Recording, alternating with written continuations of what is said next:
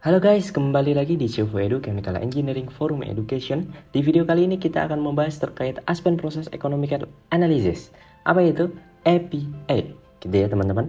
Nah, saya harap teman-teman seperti biasa sudah melihat video sebelumnya, karena di video kali ini kita akan membahas tuntas terkait Aspen Plus dari awal hingga akhir secara singkat, gitu ya teman-teman. Jadi saya harap teman-teman juga bisa mengikuti topik pembahasan kali ini. Nah, kita akan membahas terkait economical analysis pada sebuah project, gitu ya teman-teman. Nah, kenapa ini menjadi poin penting teman-teman? Karena kita sebagai investor semisal gitu ya, atau sebagai pelaksana project gitu ya, kita harus melakukan evaluasi terhadap ekonomi project teman-teman semua.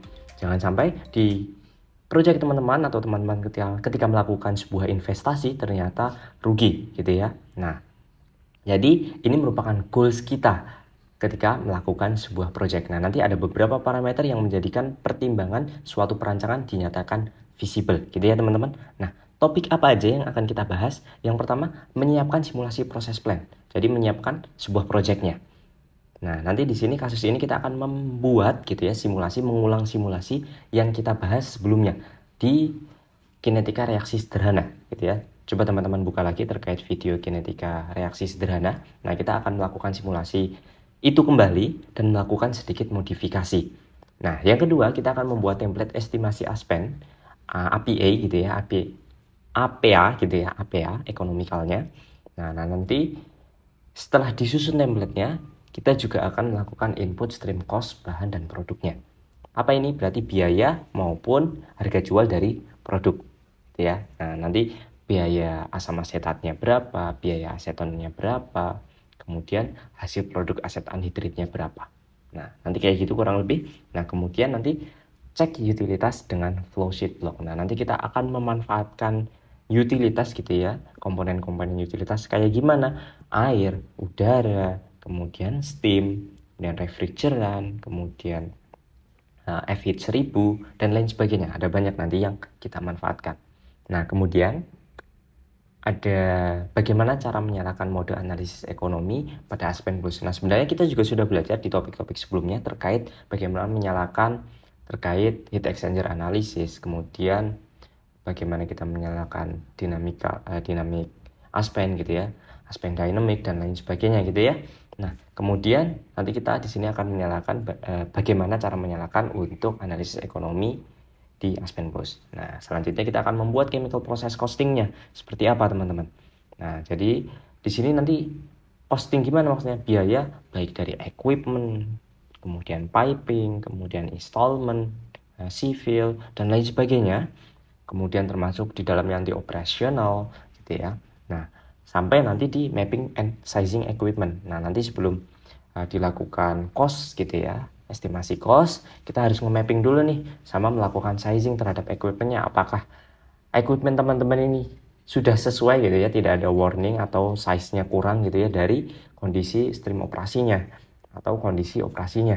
Nah, jangan sampai nanti ternyata setelah di costing gitu ya, ternyata cost-nya itu tidak sesuai dengan equipment yang akan teman-teman gunakan gitu ya. Nah, nanti yang terakhir project evaluation, evaluasi apakah project ini dikatakan menarik atau tidak gitu ya. Nah, perlu dicatat gitu ya teman-teman, sebenarnya project itu ada dua macam gitu ya, project yang menguntungkan dan tidak menguntungkan. Project menguntungkan itu seperti apa? Project yang memberikan profitable, yang dinyatakan untung gitu ya bagi investor. Nah, sedangkan ada project yang dinyatakan tidak menguntungkan tapi tetap dijalankan. Contohnya apa? Project pemerintah biasanya itu tidak menguntungkan, namun karena dinilai untuk kemajuan negara gitu ya, maka project akan tetap dilaksanakan. Oke. Nah, selanjutnya parameter ekonomi suatu industri yang menarik gitu ya. Nah, ini menjadi penting gitu ya. Sebenarnya industri dikatakan menarik itu jika apa sih gitu ya. Di sini ada 6 parameter gitu ya yang teman-teman bisa lakukan evaluasi di Aspen Plus. Yang pertama terkait NPV, net present value. Apa itu net present value? Gampangnya gini teman-teman. Jika teman-teman melakukan analisis pabrik gitu ya, periode pabrik semisal teman-teman 10 tahun gitu ya. Ini merupakan periode standar teman-teman. Jadi kadang-kadang atau biasanya gitu ya umur pabrik itu 10 tahun. Jadi Nah, semisal teman-teman kasih periode pabrik selama 10 tahun, kemudian ternyata nilai NPV-nya itu positif di tahun ketiga. Nah, itu dinyatakan menguntungkan karena NPV ini menyatakan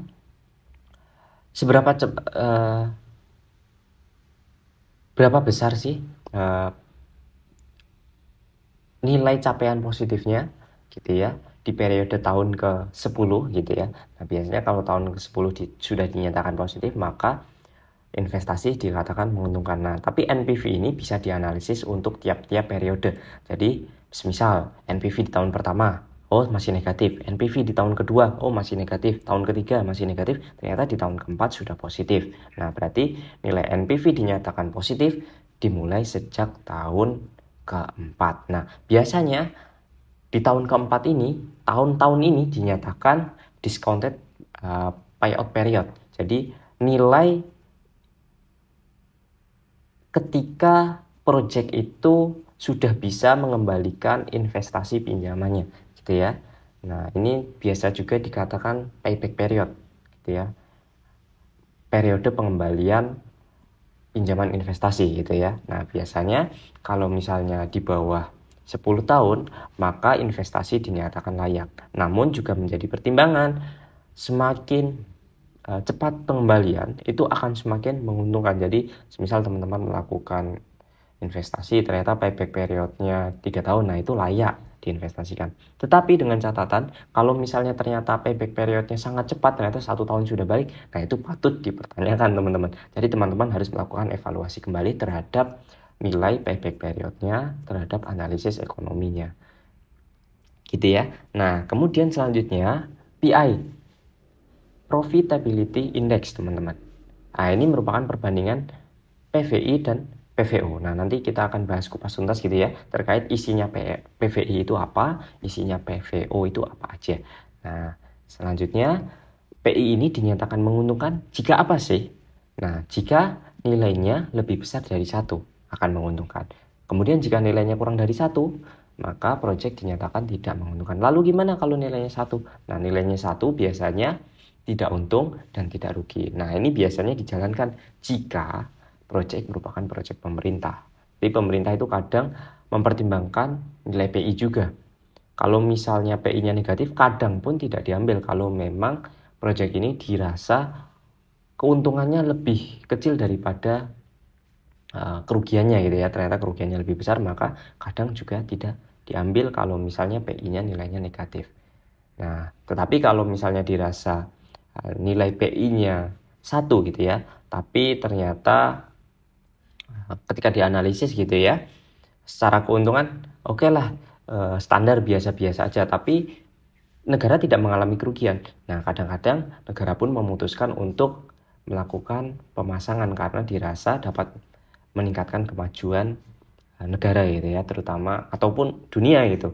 Nah, selanjutnya kita bahas IRR, Internal Rate of Return. Ini penting teman-teman. Kalau di dalam sebuah project, IRR itu apa sih gitu ya? Jadi teman-teman kita beri contoh, semisal melakukan sebuah pinjaman. Nah, biasanya kalau teman-teman pinjam uang gitu ya, ada namanya bunga gitu ya. Nah, bunga inilah yang akan ditoleransi oleh nilai IRR gitu ya. Semisal bunga pinjaman teman-teman nilainya 5%. Sedangkan IRR teman-teman atau toleransi teman-teman gitu ya, setelah dipertimbangkan ternyata dari penghasilan teman-teman nilai IRR-nya itu maksimal 15%.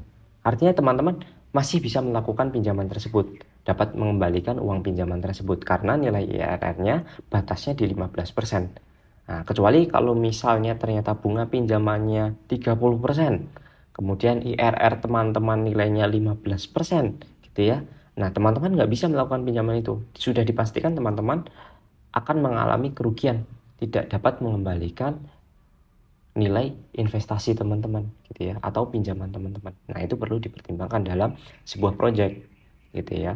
Semakin tinggi nilai IRR gitu ya, semakin menguntungkan sebuah investasi gitu ya. Tapi dengan catatan kalau semakin tinggi nilai IRR, maka patut dipertanyakan teman-teman. Oke.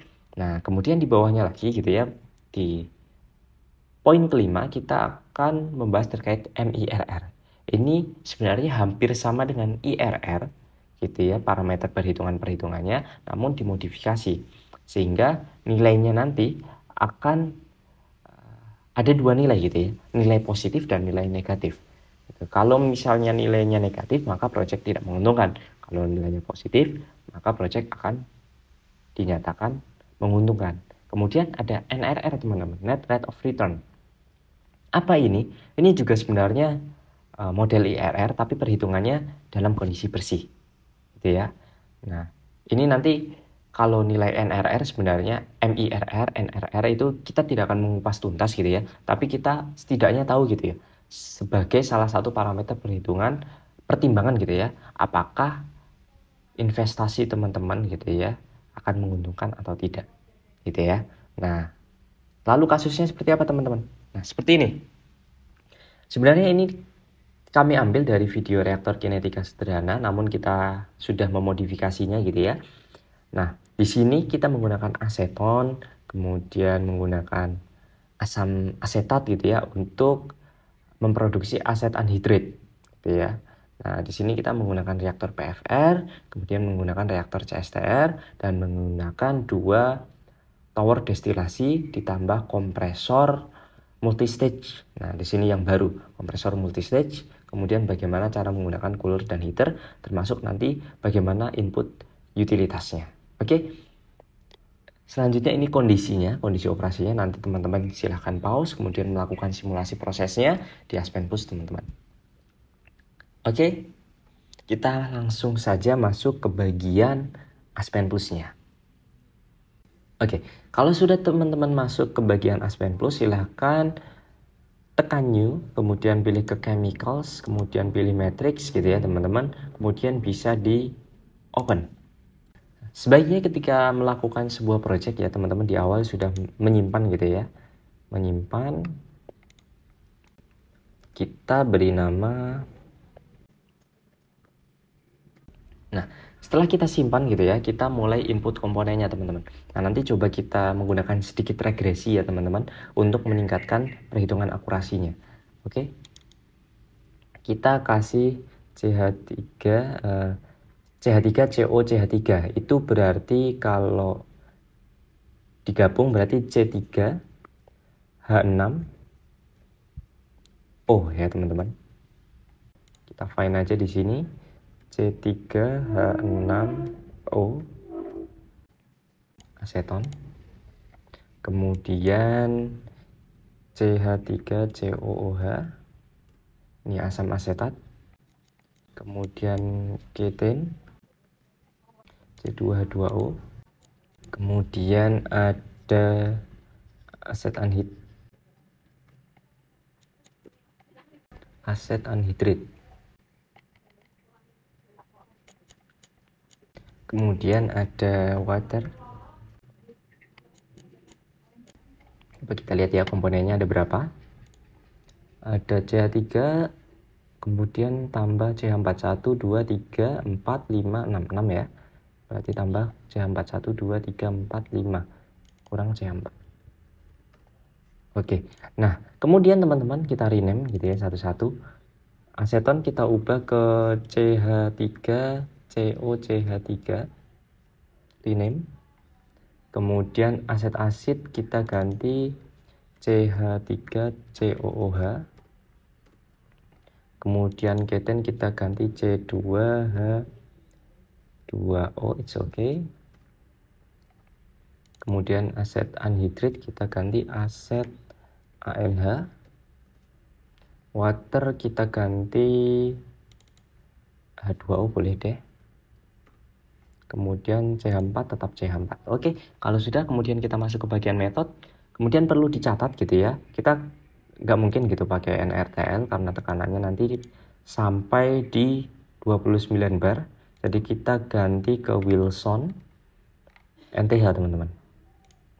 Oke, nah kalau sudah masuk ke Wilson NTH, kemudian oke, di running. Kemudian estimate unifactnya baik di NRTL maupun di Wilson ya. Kemudian di OK. Kemudian kalau teman-teman mau melakukan regresi untuk meningkatkan akurasi boleh, misal di NIST gitu ya. Kita buat binary interaction antara di CSTR gitu ya. Kalau di CSTR berarti keten dan asam asetat.